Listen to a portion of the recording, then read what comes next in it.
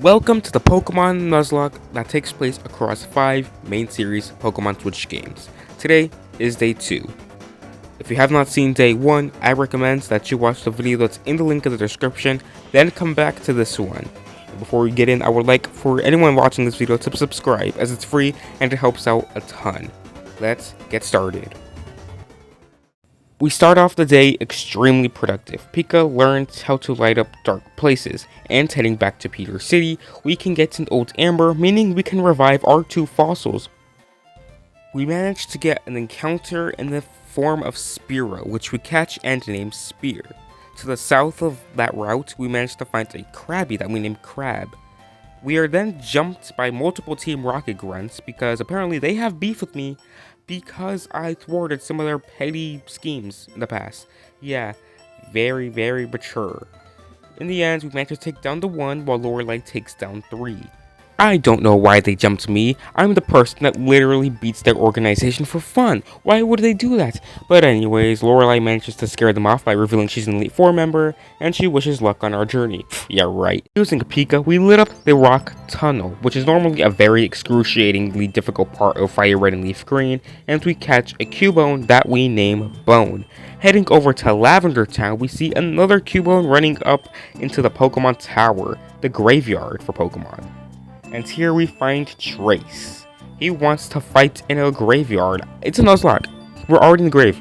Fitting. We lead off the battle with Dude, and we set up Stealth Rocks. We then manage to take out the Pidgeotto before switching Charmeleon in to take care of Gloom.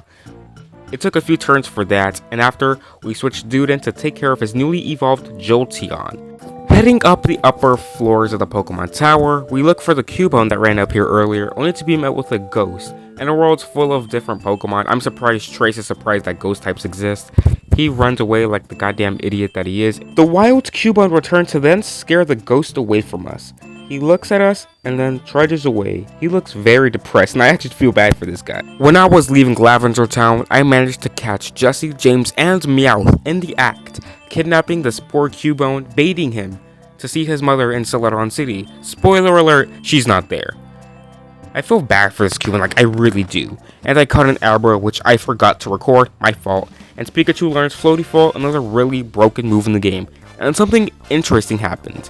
I needed to grind for the battles to come, and to do that I needed to catch Pokemon. And I won't be using those Pokemon, obviously. I released them to Professor Oak immediately after. But tell me why? There's just a whole shiny Rattata there. Why? I'm not even grinding for this guy, like at all. But in the end, we do catch the shiny Rattata, and we name him or her, I completely forgot. We name it Rat. Doesn't take a mad scientist to figure out that shiny Pokemon are rare. What are the odds of finding even another one? I decided not to use the Rattata, but instead raid the Team Rocket headquarters. And I managed to find one of the best segments in this entire game, where we just play as Pika and let him travel through the vents like it was Prime 2020 Among Us. And we just like travel through the actual ventilations and nooks and crannies of the base. This is fun. Afterwards, we are forced to fight Jesse and James again. And this fight, I was a little bit sketchy about. I was scared. I was mainly nervous over the fact that Jesse's Pokemon had evolved into Arbok and James's into Weezing. But in the end, Rats and Dude were able to handle him with just a few rock slides and digs. I worried for absolutely nothing. But then was the point where I actually had to worry because I felt like I needed a fodder Pokemon for the fight against Team Rocket Adamant Archer. And oh boy, let me tell you, I was stressing over this fight. As I had already prepared for earlier, I swapped in Kakuna to take a Sludge Bomb from Weezing, marking our first death of the playthrough. Pika then comes in to Zippy Zap not just the Weezing away, but the Golbat also, marking the first battle with the first death. The reason I chose Kakuna to be the sacrifice was actually pretty simple. Kakuna and Beedrill, the entire line, is only available in Let's Go and BDSP, so I felt no reason to keep it longer. The entirety of the underground Team Rocket headquarters must have just been a back-to-back boss rush, because immediately after Archer got his piece, Giovanni wanted his piece too, and he did not get that, let's be honest. Dude and Pika both managed to take down his Persian and his Rhyhorn, but Team Rocket will only get scarier from here.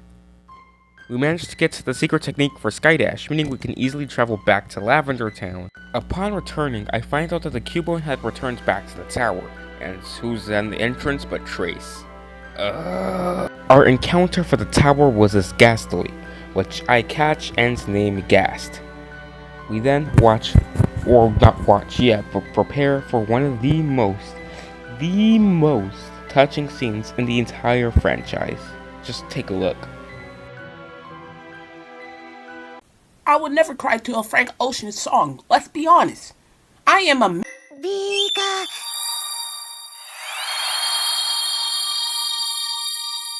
Pika? Pika.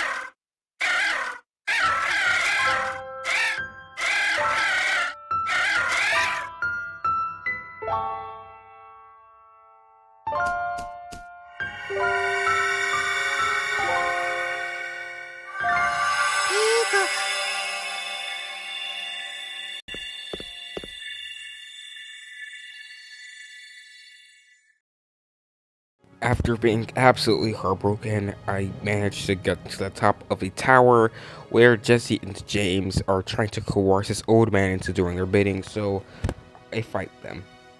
And honestly, I felt no satisfaction during this battle with the duo. I'm just still flabbergasted by this entire game. Like, this cutscene messed me up. Venusaur evolves, nice. But still, I feel bad for the Cubone, and this could be us too if we're playing a Nuzlocke. Like, nothing can possibly make me feel better. Oh yeah, we just find a shiny Growlithe, and that makes me feel instantly better about the death of the Cubone's mother. We catch it, and we name him Growly too.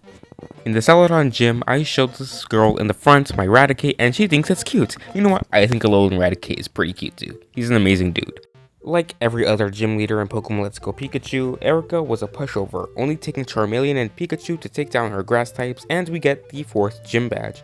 We woke up the Snorlax to the south of Vermilion City, and we somehow managed to catch it in the first try. I can't believe my luck today. We managed to find the duo that I named Duo, and a Ponyta that I named Pony. Pika also learns another overpowered attack in Splishy Splash, and he gets to explore the Go Park for a little bit before we learn how to surf. This opens up a lot for us, but we're not going to delve too much into the oceanic encounters yet. We managed to find Team Rocket again, who just throw teeth at me, which we give to this old geezer here, who gives us the ability to move boulders. We catch a Staryu that I name Ryu, and we instantly evolve it into Starmie, alongside Char, who evolves into Charizard. Look at them. While grinding, we had a little bit of a close call as Pika gets down to only 1 HP, but only saved by the friendship mechanic. But it doesn't matter anyways, because dude instantly gets one-shot by this trainer's Magnetone.